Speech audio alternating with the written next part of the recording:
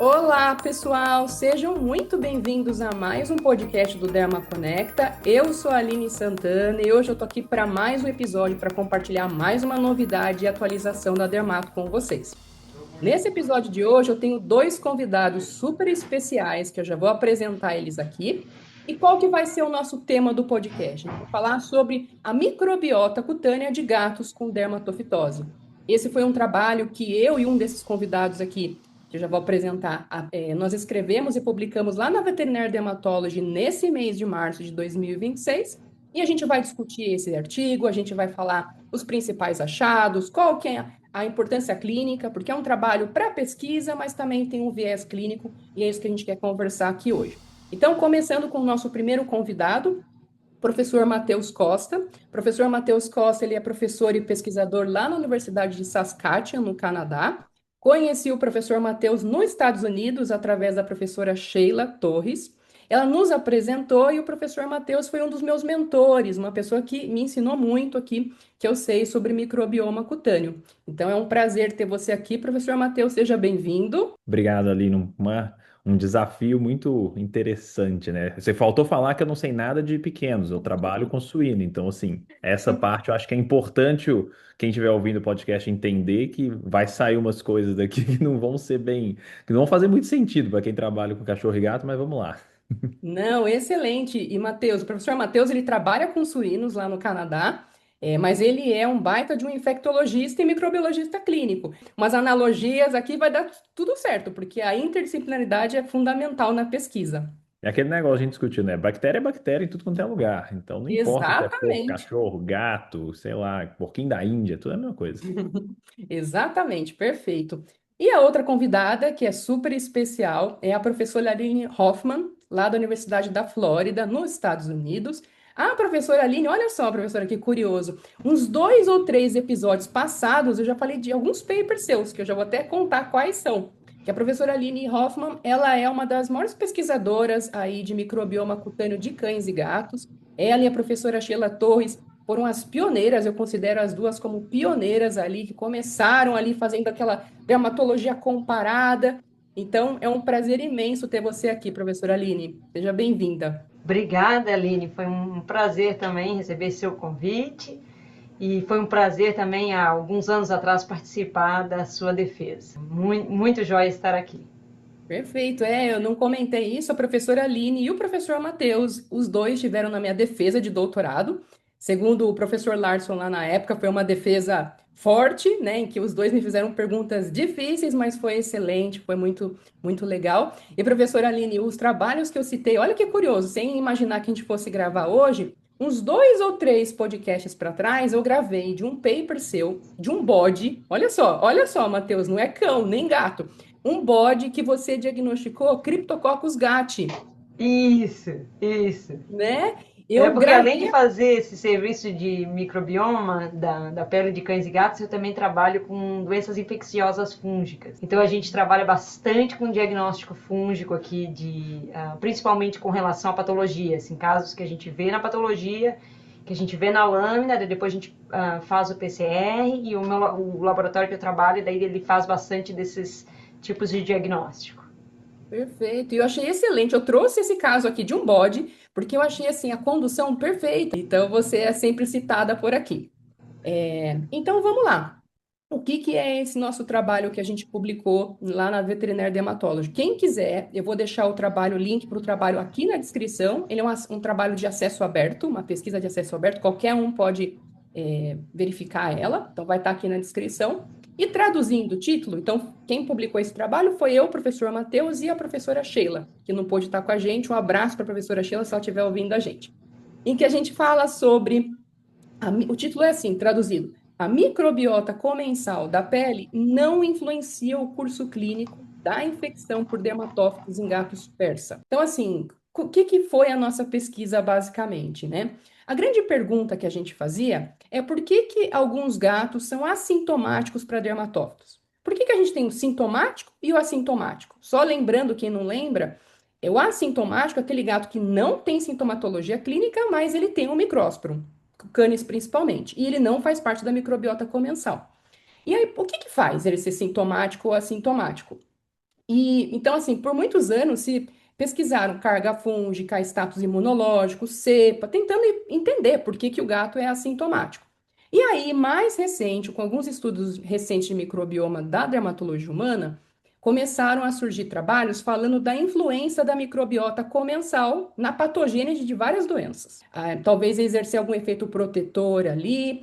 A partir desse achado, né, da importância da microbiota comensal, a gente faz essa pesquisa. Porque qual que era a nossa ideia?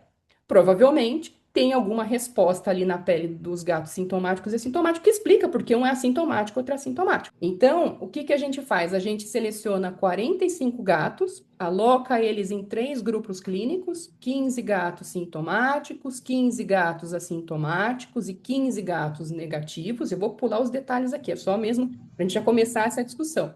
Aloca os 3 gatos nesses 3 grupos. É claro, para ele ser sintomático, ele tinha que ter sintomatologia clínica, por exemplo, alopecia, desqueratinização, e ele tinha que ter o hemicanes confirmado por cultura. E o assintomático, ele não tinha sintomatologia clínica. Eu tô vendo o Matheus aqui, porque o Matheus, acho que eu tô lendo os pensamentos do Matheus. Essa foi uma discussão nossa, né, Matheus? A gente pode discutir Assintomático. ela agora, ué. Uma pergunta para você aqui, então, porque a gente discutiu isso muito quando a gente mandou o paper. A questão de sintomatologia, né? O termo sintoma é aquilo que o paciente reflete o que ele está passando. No caso dos nossos pacientes, raramente, talvez alguns papagaios, creio eu, mas raramente eles conseguem realmente relatar aquilo que está acontecendo. Então, o que a gente, né, discutia muito quando escrevemos esse paper são sintomáticos ou subclínicos. Não tem sintomatologia nos animais. Eles têm sinais clínicos ou são subclínicos. Então, nesse caso, a gente falar assintomático, né, os sintomáticos, tá correto? Ou a gente tem que adaptar isso um pouquinho? O que Eu você acho que acha, tem doutora duas Aline? maneiras, né, da gente ver isso aí. Uma maneira é o seguinte: a gente fez um dos nossos primeiros estudos em gatos, a gente incluiu um persa, gerou outros estudos depois, que na época era assintomático, né, não tinha nenhuma lesão. Hum, hum.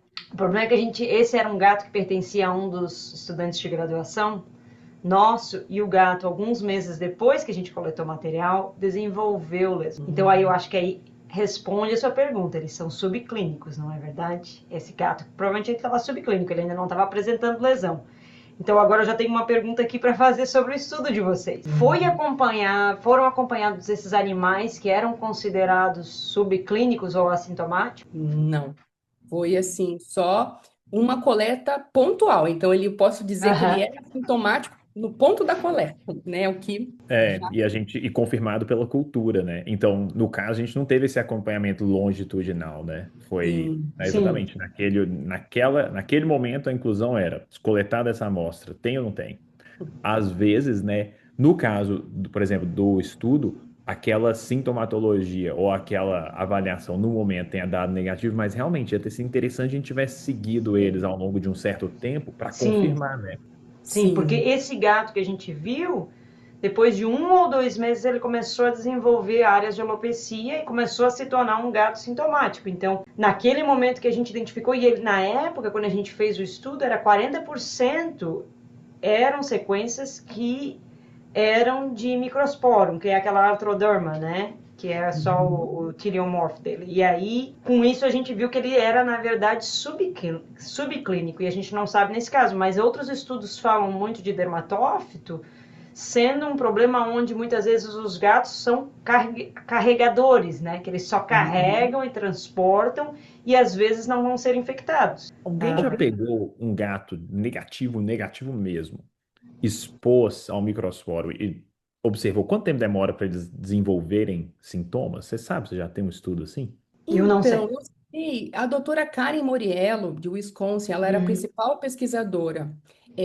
Falava-se do período de incubação, mas eu acho que, Sim. assim, esse período de incubação, eu não sei se ele foi feito dessa maneira, sabe? De pegar um gato negativo. Só, isso é reportado na literatura 10, 15 dias. Sim. É, né? Mas, né, assim, Eu acho exata. que isso pode ser dado porque a doutora Karen Moriel trabalhava muito com gatos gatio, assim. Então Uhum, ali eles Gabriel, têm né? muito dado. Tu traz um animal que está totalmente intacto, com a pele normal, com o pelo intacto, e de repente tu traz ele para aquele ambiente e dentro de 10 a 15 dias ele começa a perder pelo. Porque dele entra esses. É muito comum nesses gatis tu manter o microsporum, né? Muito úmido o ambiente, tu não consegue nunca limpar. Então eu acho que assim, essa seria a coisa mais semelhante a um experimento de trazer um animal que é assintomático, que não tem nenhuma lesão de pele, tu traz ele para esse ambiente cheio patógenos e cheio de micrósporo, né? E ali muitas vezes eles acabam desenvolvendo com os gatos persas sendo altamente suscetíveis. Essa do Persas é interessante. Acho que a gente discutiu isso, né, ali, a questão do. Até, assim, vamos colocar, falar sobre o elefante que está sentando em cima desse paper, né? Que é o grupo negativo. É, Que, né, todo mundo que revisou esse, não vou apontar para ninguém, mas todo mundo que revisou esse paper tinha que falar. O nosso negativo, né, o positivo tinha um positivo, né, assintomático ou subclínico dos persas, e tinha o nosso negativo que não tinha nada a ver, no final das contas, porque eles eram de pelo curto, né? A Aline sabe direitinho. Eles eram de pelo curto e eles estavam no mesmo gatil, Aline? Isso eu confesso que eu não lembro. não, não tava, Não, porque aí tem outro ponto também, porque não era um persa. Porque né? achar um persa negativo, segundo o meu ex-orientador, Dr. Valdo, ele falou que é impossível achar um persa negativo. Justamente por isso, que ele já vem infectado do gatil. Às vezes o gatil é ultracontaminado. Então eram gatos não persa e pelo, assim, é um viés e a gente não esconde isso, né, Matheus? A gente é bem explícito Sim. nesse viés, né? Mas também, depois eu vou chegar nesse ponto, a comparação principal que a gente queria era o sintomático e o tal do assintomático, né? Sim. Uhum. Mas eu acho que, voltando a esse ponto de acompanhar, eu acho que é super importante, porque hoje o gato é assintomático, amanhã ele pode não ser, né? Então, Exatamente. assim, É enfim, aquele negócio, né? Carreadores, a gente vê isso muito na medicina suína, né? Porque é todo animal, digamos assim, é colonizado. Eu gosto de usar muito essa terminologia de uhum, colonizado, porque você tá lá, não tá infectado, você tá colonizado. sei, Eu tô Uhum. colonizado com o Escherichia coli, você também, ninguém tá tendo diarreia hoje. Então, assim, uhum. a gente fica esperando, né? O animal tá lá esperando o momento certo para ter a doença. Então, essa colonização com o microsporo é uma coisa que no persa eu nunca consegui entender muito bem, porque quando a gente fez o estudo, realmente eu esperava que aquele microclima, né? Eu não sou um gateiro, digamos, né? Tem os cachorreiros, gateiros. Eu não sou um gateiro, mas eu entendo que é diferente a pelagem do persa, né? Então, assim, aquele microclima, eu esperava uma influência direta ali. Como todo aquele pelo, né? E aquela pelugem que tem também não leva a uma diferença na microbiota entre os sintomáticos e assintomáticos. Isso tem igual aquele meme, né? Que a cabeça do cara explode, né? Eu confesso que quando a gente saiu aqueles resultados, pá, como que se Mas, interpreta isso? Matheus, a gente vai chegar nos resultados porque a professora Aline, ela publicou um trabalho que fala lá sobre um gene, né, professora, que você fez uma Isso que eu ia análise. E mencionar eu é acho sobre os que gatos isso persas. daí, ó, quando a gente chegar nos resultados, vou deixar um spoiler aqui, que eu acho que Ah, pode explicar, Matheus, porque a gente viu que a resposta não está exatamente na microbiota, mas ela pode estar em outros lugares, que aí eu vou pedir para a professora Aline explicar. Mas faz todo sentido, aquele pelo longo é uma casa perfeita para para ter desenvolvimento de várias infecções.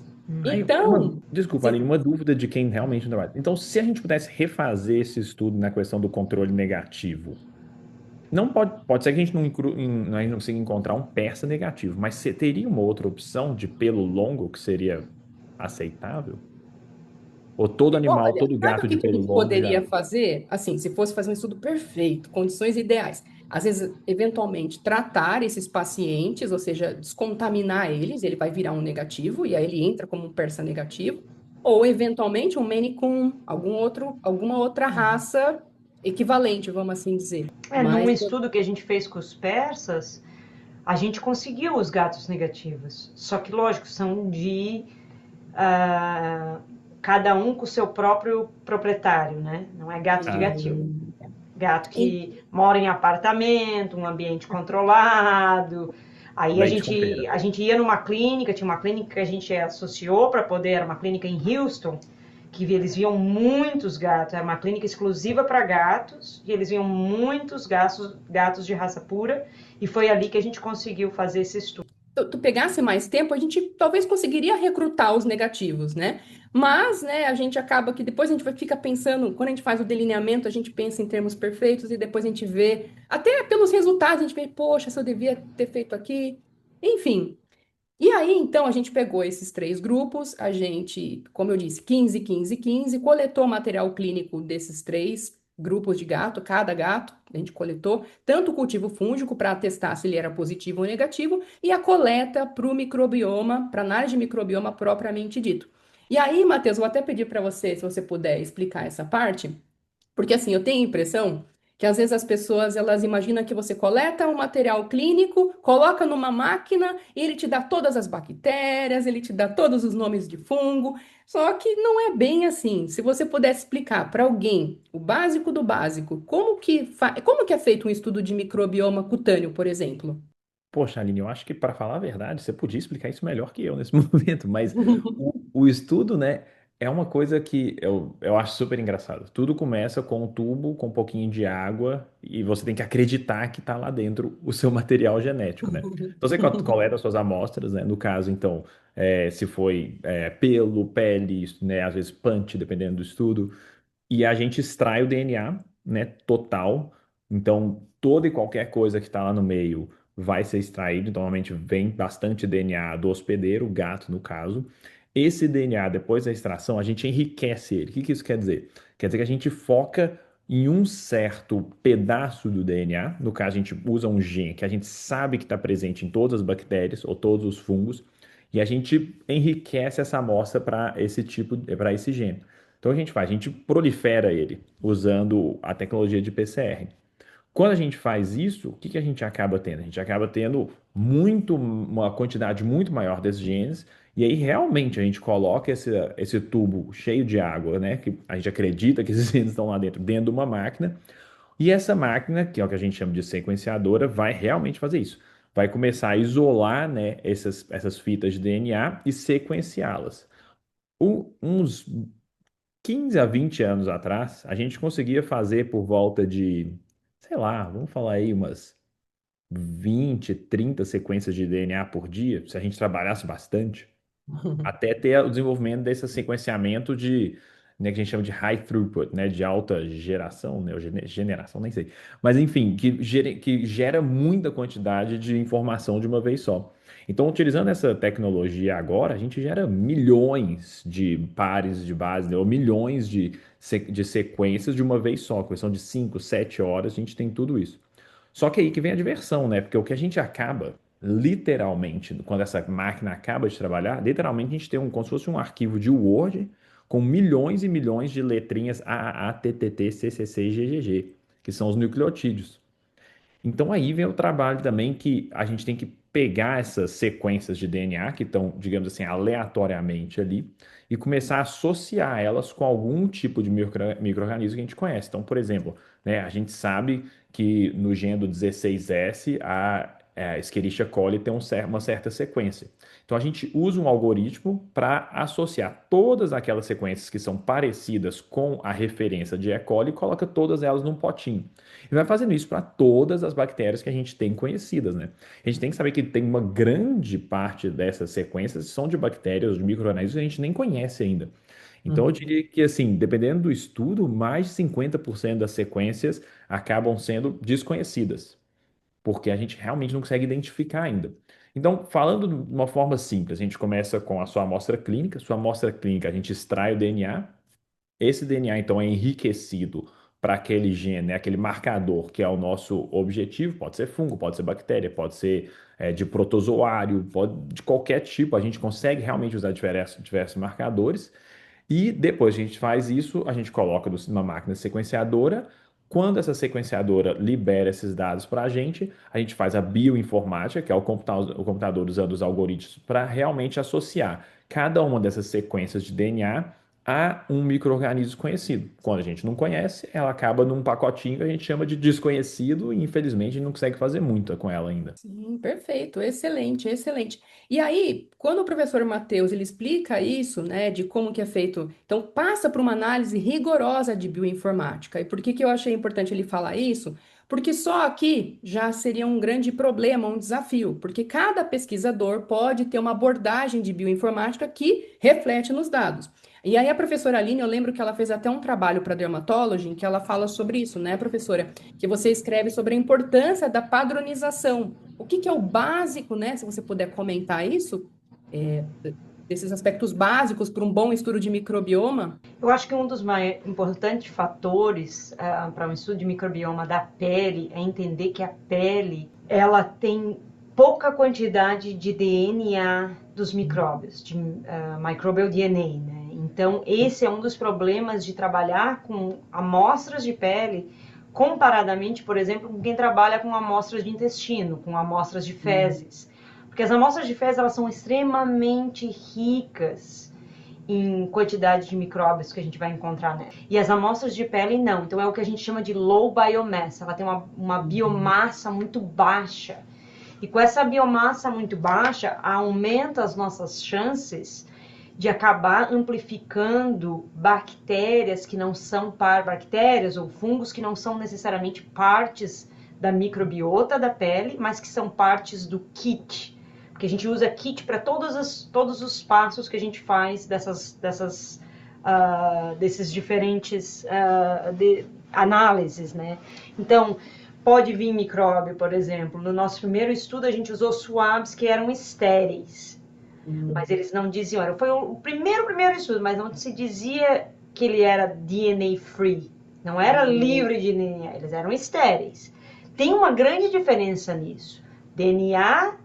Livre de DNA significa que não tem nenhum DNA naquela amostra. E hoje em dia, a gente trabalhando com fungo, a gente sabe que isso é pura mentira. Quase tudo vai ter algum tipo de DNA. A maioria vai ser limpo para DNA de bactéria, porque é o que a maioria dos pesquisadores trabalham, mas para DNA fúngico não é limpo, é mentira. E a outra coisa é esterilidade. Esterilidade significa que aquela amostra não tem nenhuma célula bacteriana, fúngica viável, mas e teoricamente viral, né?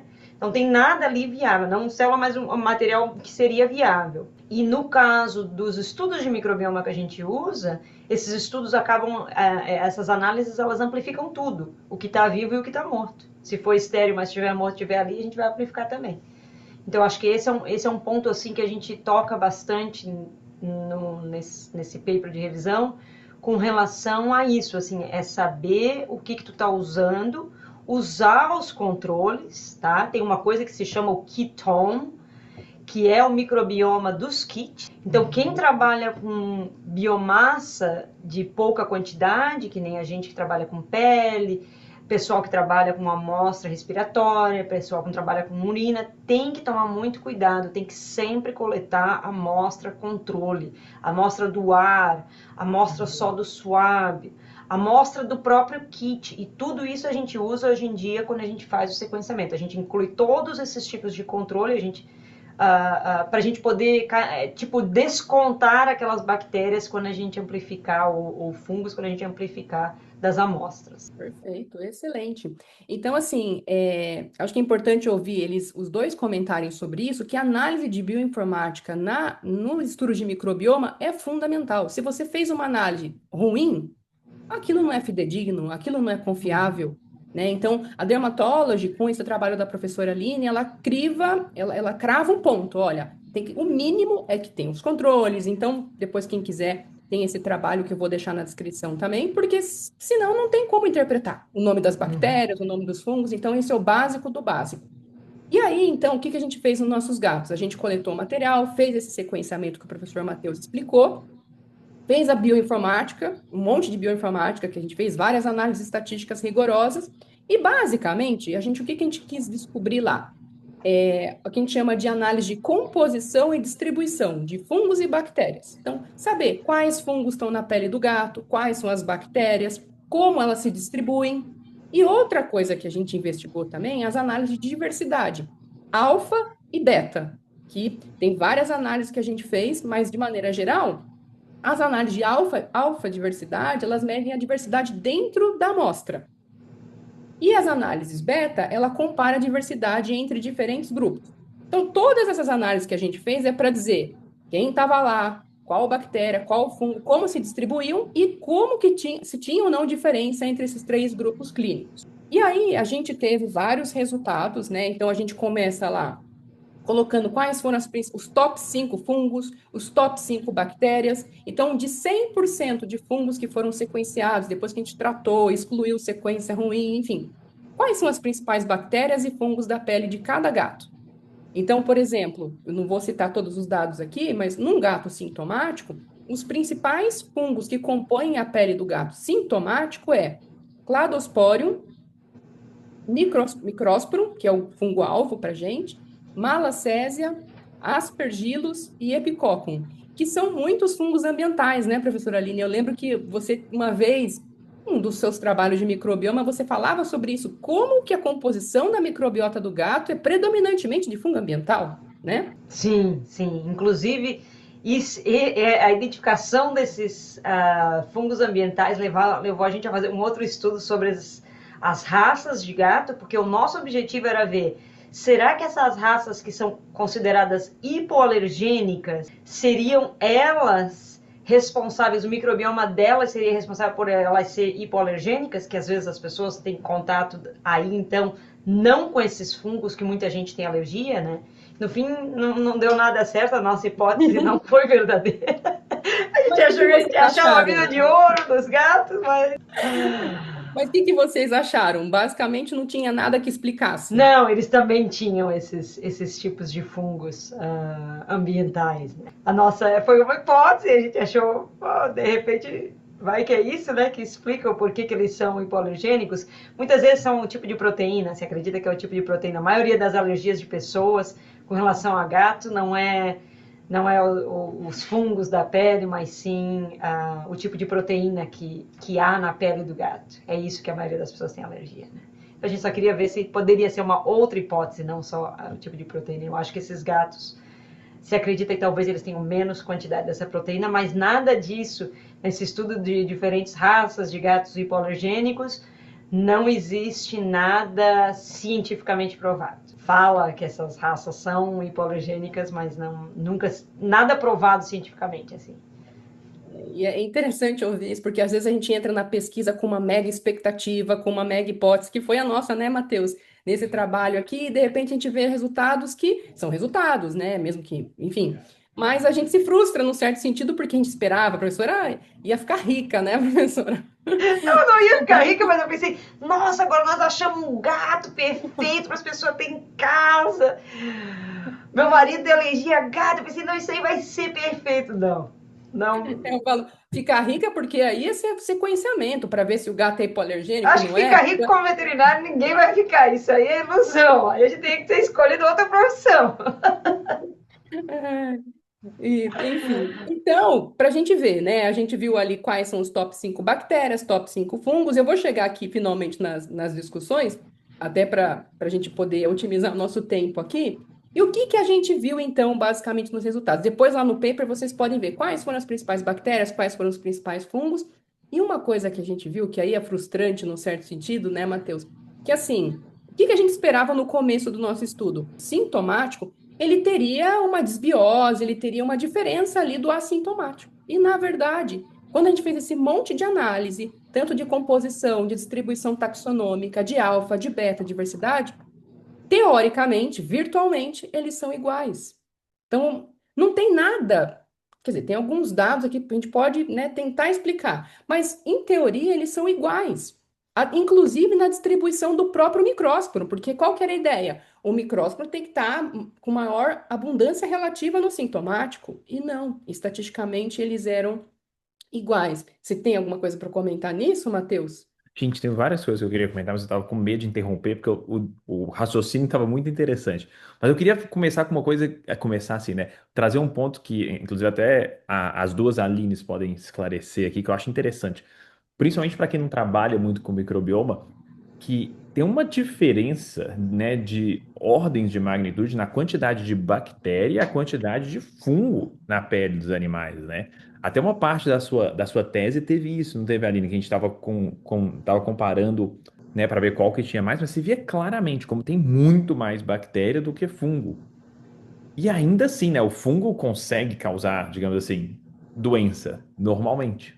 Então, assim, a professora está falando nesse caso, né? Ah, se esse animal é com uma microbiota X aqui é mais ou menos alergênico, e ainda assim, mesmo sem ter tanta coisa, digamos assim, né? Tantos fungos, tantas células fúngicas, ainda assim é o bastante para causar lesões, né? Isso que eu acho que a gente tem que ter isso bem claro, né? A microbiota cutânea é na grande maioria bacteriana, mas grande maioria, assim, relativamente falando, né?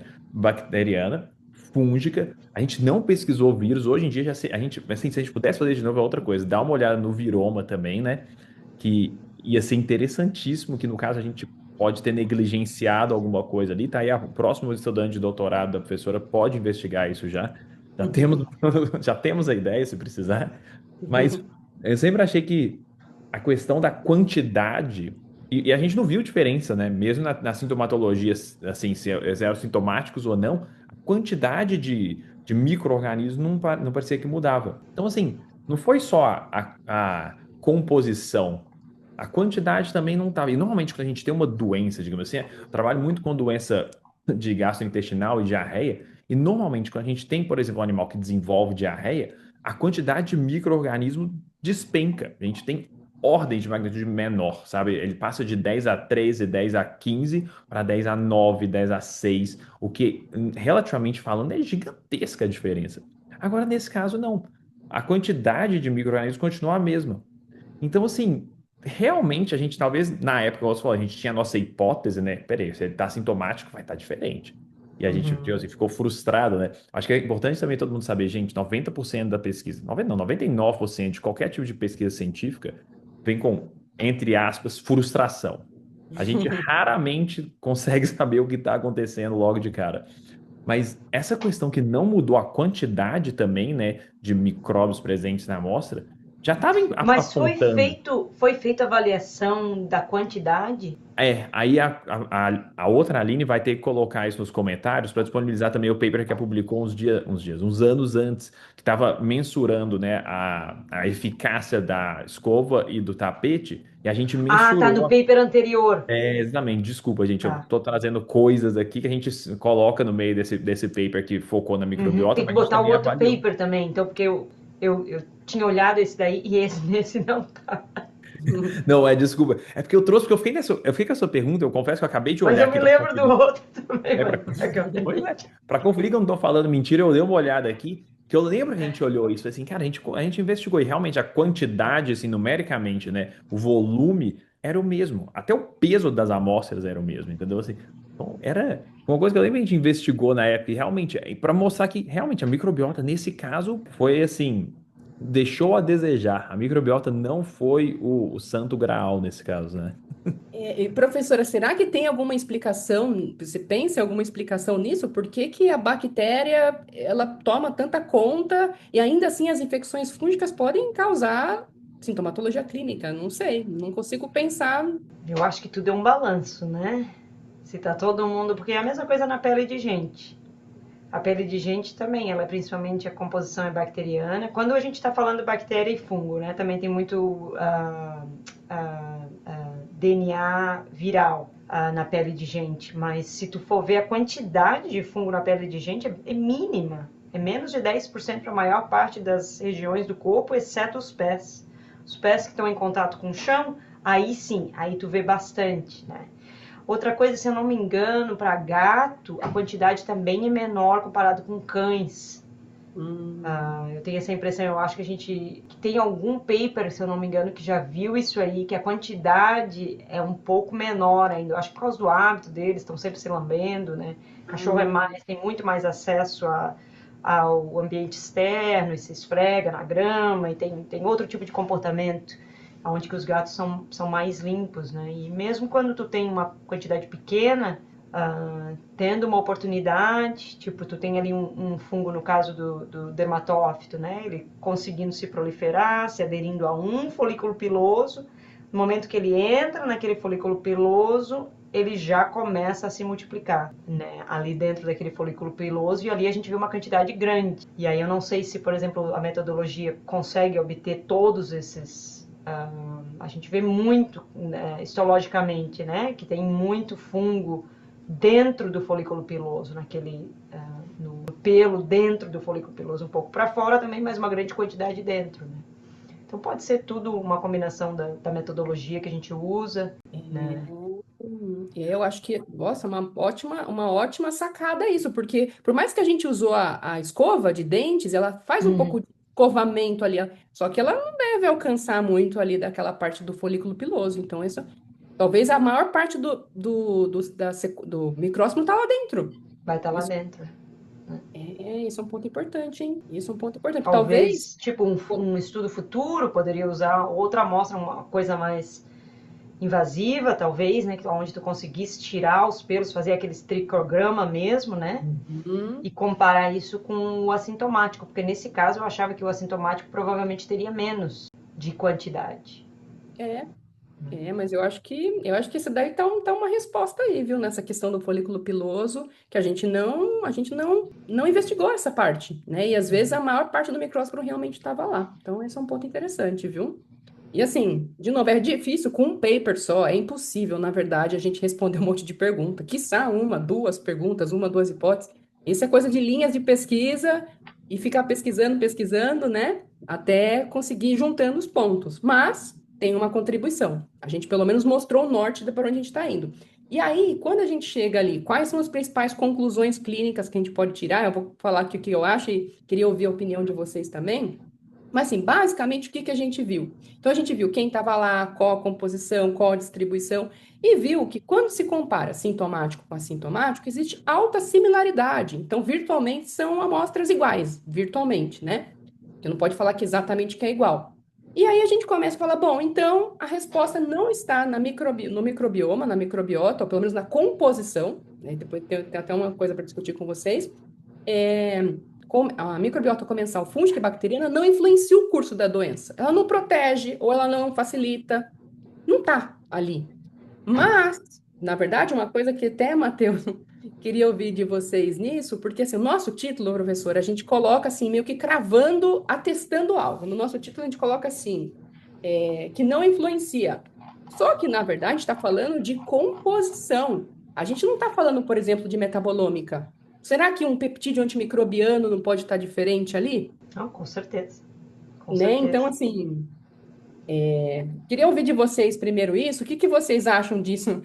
Talvez o Matheus falar do quão frustrante foi para a gente de ter essa alta similaridade, assim. Aí eu vou começar, eu vou já, né, advertir o ouvinte. Corra de estudos que ultimamente estão se baseando somente na composição taxonômica, ou que só respondem quem está aí. O que a gente aprende, principalmente com a microbiota intestinal, é que quem está ali raramente importa. O que importa é o que eles estão fazendo ali. Porque dentro do metagenoma, né, que é o genoma de todos os micro-organismos e organismos que estão em um certo lugar, tem muita coisa acontecendo. E não importa se o seu nome é Aline, se é Aline Santana, se é Aline Hoffman, mas a Aline, cada uma faz uma coisa diferente. E é a mesma coisa com as E. coli, não importa o nome de quem está ali. O importante é o que você está fazendo. Então, na microbiota, a gente, né, quando se desenvolveu essas técnicas de estudo que se baseiam muito na taxonômica, né, na identificação, a gente achava que isso vai responder as perguntas, que o que importa é se você tem um patógeno ou não. Mas aí vem esses problemas, né? Porque raramente na vida real as coisas são preto no branco. Você tem um gato que é carregador e um gato que é subclínico, mas está lá. Então, não importa se a malacésia, se o micrósporo, se eles estão lá ou não. Importa se tem alguma diferença naquilo que eles estão fazendo. No caso, causando doença, ou no caso, vai ter uma bactéria que, por algum motivo, consegue metabolizar algum ácido graxo, algum tipo de gordura, não sei, entendeu? Ou um peptídeo antimicrobiano, uma bacteriocina. Vai ter uma bactéria que produz bacteriocina, essa bacteriocina está inativando não sei o quê. Então, assim, eu acho que eu acho que, é igual você falou, acho que falar que foi frustrante, não é. Eu acho que foi surpreendente, porque a gente fica naquela, vai ter Boa. diferença, tá diferente. A gente tá vendo aqui um animal tá doente, hoje não tá, então como que a coisa vai ser igual? Mas aí você fica, poxa, é igual. E aí que vem, né? Aí a gente começa a perceber, mas assim, vamos ser sinceros, acho que esse estudo a gente conduziu ele em 2019. Foi um trem assim, não foi? 2019/20. 20, exatamente. Publicamos agora, demorou um pouquinho. Então, assim, a tecnologia e o nosso entendimento, quando a gente, né, começou a idealizar o estudo em 2018, quase 10 anos depois, hoje a gente sabe que a gente tem que olhar naquilo que está no funcional do microbioma e não somente na identificação e na taxonômica. Então, assim, esse estudo, acho que a Aline falou que foi importante, a gente norteia o que está acontecendo, mas a gente tem que aprofundar um pouco mais nessa questão do, tá bom, não tem diferença em quem está ali, mas eles estão fazendo coisas diferentes? Porque pode ser que a resposta toda esteja ali.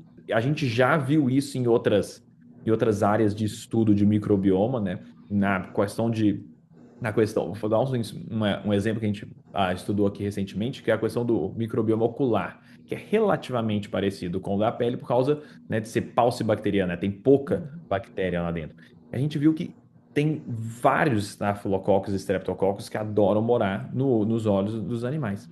Mas tem um que conseguia metabolizar frutose. Um tipo. E sabe qual que é o açúcar predominante utilizado na córnea para energia?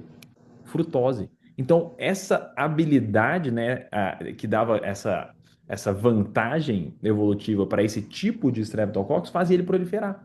E não importava o nome dele, importava que ele tinha capacidade de usar frutose, entendeu? Então, a gente tem que começar a superestimar a funcionalidade e subestimar os nomes. Mas é difícil, porque tem o quê? 200 anos de microbiologia e a gente sempre foi indo nesse jeito que foi, né, o nome, quem que está aqui. E eu acho que é importante, Matheus, porque, por exemplo, a professora Aline publicou muito de caracterização. Pelo menos assim, para começar, vamos começar sabendo quem está lá? Agora Uhum. eu acho que já é ponto de virada, não é mais quem está lá, é o que essa bactéria, o que esse fungo faz lá. Porque a caracterização, eu acho que já, a professora Aline talvez pode comentar isso, eu acho que, assim, já está caracterizado a grande parte Já das tá. doenças, gatos alérgicos, acho que agora é começar a pensar na função mesmo, né? Qual é a função desse microbioma? E para a gente finalizar aqui, professora, eu queria que você contasse aquele spoiler que eu falei sobre aquele trabalho em que você conseguiu identificar o problema genético no gato persa. Isso, esse foi um trabalho que foi feito pela Alex Myers, quando ela estava no... Alex Myers é patologista clínica, e ela era a dona do primeiro gato que a gente identificou que tinha microsporum, que depois acabou tendo lesão. E por causa do gato dela, ela tinha muito interesse em entender um pouquinho melhor. E aí a tese de doutorado dela foi com relação a isso, né? A gente olhou o microbioma em gatos com dermatófito e também a gente foi olhar a parte genética desses gatos para entender o porquê que eles tinham mais lesões. É bem entendido que gatos persa têm bastante problema com dermatófito e o que é que faz eles ter esses problemas, né? Então, nesse estudo, foi muito legal porque a gente trabalhou com um geneticista felino. Ele trabalha com um estudo felino de genética de felinos silvestres, estudando evolução felina. Então, a gente tinha a pessoa perfeita para nos ajudar nesse estudo. E aí a gente coletou material de gatos que a gente considerou que teve dermatófito, se curou. Então, seriam os gatos que eram resistentes a dermatófitos. Nós tínhamos os gatos que tinham dermatófito frequentemente, que eram os que não eram resistentes, que eram suscetíveis. E nós tínhamos gato que nunca tinha tido dermatófito, o que não significava que eles eram resistentes, só significava que eles nunca tinham sido expostos. E eles foram o nosso grupo controle. Nos gatos que tinham lesão e que eram bem suscetíveis, o que ela identificou foi um gene que é relacionado a calprotectin, que é um gene relacionado ao sistema imunológico, tá? Nesse caso.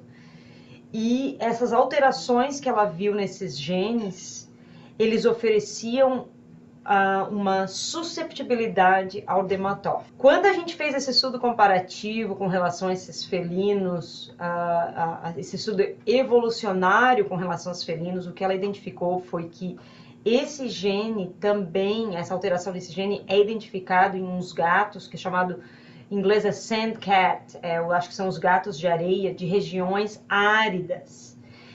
E que é da onde veio a origem dos gatos persas, entendeu? Então, tudo isso aí nesses achados, então essa calprotectin, ela influencia a especificidade em relação a alguns patógenos, que provavelmente esses gatos, vindo de regiões áridas, eles não eram expostos a dermatófitos. Então, evolucionalmente, eles nunca precisaram ter esse tipo de proteção. E por isso que eles, quando foram trazidos para regiões, ambientes úmidos, eles se tornaram bastante suscetíveis aos dermatófitos, né? Então foi um estudo bem legal e a gente teve muita sorte de poder fazer esse estudo com um geneticista que trabalha com evolução de felinos, né, de felinos selvagens. E foi isso que a gente conseguiu identificar, né, que os que eram suscetíveis é por causa disso, era eles chamam de cluster de genes, né, que foi identificado, que era bem parecido com esse SANDCAT, e que levava a essa alteração nesse gene de calprotectin. É interessantíssimo isso, né? Porque a calprotectina, a gente estuda ela muito, ela é um marcador da síndrome do intestino irritado em humanos, né? E a gente sabe que ela é um marcador de colite em enterite em suínos também. Também. Então, assim, ela tem essa ligação mesmo com a resposta inflamatória, porque são neutrófilos que liberam ela quando tem algum tipo de estímulo, né? Agora, eu confesso que eu lembro, acho que a Aline já tinha falado alguma vez da calprotectina quando a gente estava estudando isso, e agora com você esclarecendo isso faz muito sentido, né? A dúvida agora fica, né? Vamos ter que investigar, né? Isso daí para esclarecer. Porque aí volta aquela questão do funcional também, né? Será que isso daí está fazendo uma diferença ali no funcional da microbiota? Ou, né, para modular a microbiota de Sim. alguma forma ali, a gente não está vendo? Isso vai ser interessantíssimo, né? Agora, poxa, Inclusive, histologicamente, quando eu vejo gato com dermatófito, eles quase não têm uma reação inflamatória. não é possível. A Então, reação inflamatória nos folículos, ao redor dos folículos com dermatófito, esses gatos persas, é muito pouco. Pouca inflamação. Tipo, em cachorro causa uma furunculose, uma coisa horrorosa. Em gato, geralmente já é mais sutil, já é mais leve. E em persas é menos ainda. A gente tentou fazer imunossoquímica para ver se tinha diferença nas células, não conseguimos identificar uma diferença nas células, mas a quantidade era pequena, baixíssima. e o que vocês identificaram geneticamente na questão da calprotectina na parte do persa, é uma mutação? O que foi Era especificamente? uma alteração do gene. Uma alteração na sequência? Ou vocês Na tinham alguma... sequência. Mas eu teria que voltar, porque a gente Uhum. publicou, eu já não me lembro mais exatamente, mas teve uma alteração na sequência de calprotectina. Mas persas não são, por exemplo, mais susceptíveis a infecções do que outros animais, do que outras raças, por exemplo. Não só dermatológicas, falando em geral. Não tem isso. Porque confesso que eu não entendo muito de persa. Você fala assim, pô, Eles persa têm sempre fica algumas doente. doenças deles, né, que é relacionada à raça, mas eu não consideraria eles necessariamente uma raça mais suscetível a todos os tipos de infecções. Pô, e por Tanto que a quê? gente não achou isso nos persas que não eram, que eram os resistentes. Os que tiveram, só foi encontrado no grupo que era altamente suscetível. Pô, poxa, aí vem uma outra discussão ética, né? Na questão da seleção de raças. Então agora tem vocês abriram uma porta sensacional para a seleção genética de animais que vão ser resistentes, né? A gente vê muito essa discussão, né? Na questão do braquicefálico, cachorro, não sei o quê. Agora vocês podem responder essa questão, então, com essa seleção, já tem alguém fazendo, né, esse programa, esse Não, tipo acho que de... não, né? Porque a gente não prolongou o estudo e fez mais, porque a gente teria que fazer mais análises. Sim, Isso foi tudo baseado em em- análise genética, teria que aí confirmar, fazer PCR, desenvolver todas as outras técnicas para poder fazer isso como. Mas o paper está publicado. Quem precisa de um. quem tá ouvindo agora aí é a oportunidade, gente. É Quer a fazer, você oportunidade, é quer dar uma olhada. né, ter uma vantagem no seu gatil aí É, com persa que não desenvolve dermatofitose, pronto. Conversa aí com as Alines, dá um jeito de selecionar os seus animais e o e bem-estar para ver animal se há como vai. desenvolver um. É, Não, isso seria um ponto excelente, porque, por exemplo, faz triagem para doenças renais em gatos, né? Genéticas em gato. Então, esse é um ponto, realmente. Claro, caberia desenvolver e tal, mas era um ponto super importante, já que é uma doença tão expressiva, né, nos gatos. Sensacional, adorei. E, bom, pessoal, a gente já está aqui há uma hora, mais de uma hora gravando.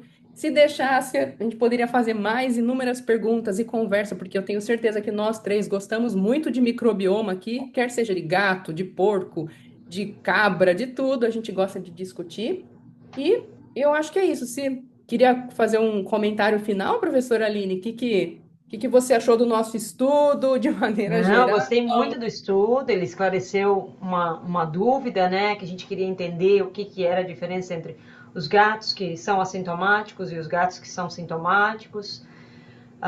Mas com certeza deixa aí a oportunidade para futuros estudos com relação a essa área, né? Talvez olhar de novo, com diferentes técnicas, refazer o estudo olhando para o metabolomics, né? Que tipo de metabólitos estão sendo sintetizados nessa região, refazer o estudo talvez tirando o pelo, puxando bem o pelo, para tirar o pelo inteiro, né, com a raiz, assim, que é onde a gente muitas vezes vai ver histologicamente, às vezes até com amostra de biópsia de pele, que é muito mais difícil, esse que é o problema, né? Perfeito. Mas Sensacional. muito bom o paper. Que bom, que bom. Foram muitas análises, né? Porque tem que ser assim, né? Que eu brinco assim, às vezes a gente tem que ter uma análise robusta para ter dados fidedignos, né? Senão nem começa a discutir. Se você olha ali a bioinformática e não tá legal, o que tá ali, desculpa, não vai ser fidedigno, né? Então, muito bom ouvir seu feedback. E, Matheus, o que você teria como uma consideração final ali? Quer dizer, a gente poderia falar de muita coisa, mas o que você gostaria de deixar aqui de considerações finais? Do estudo, ou de microbioma?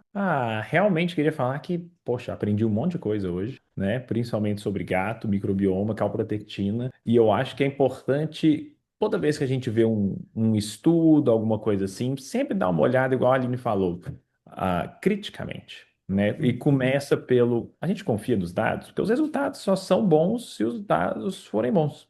Se você estiver coletando dados que, né, não foram coletados da forma correta, ou às vezes o objetivo é um e o resultado não condiz com o objetivo, vale a pena a gente dar uma olhada, né, ter um olhar crítico antes de pular diretamente nas conclusões, para poder realmente digerir bem essa ciência, né? Porque a gente tem um volume hoje em dia de informação que é gerado, não é compatível, né? Ninguém consegue se manter atualizado o tempo todo. Então vale a pena olhar criticamente para pelo menos a gente absorver informação de boa qualidade. Excelente, perfeito. Então é isso, pessoal. Espero que vocês tenham gostado desse episódio. Se você gostou, deixa seu comentário aqui, comenta o que você achou e quem sabe você não sugere um outro tema para eu convidar esses dois especialistas para conversar aqui com a gente, tá bom? Um abraço e até a próxima.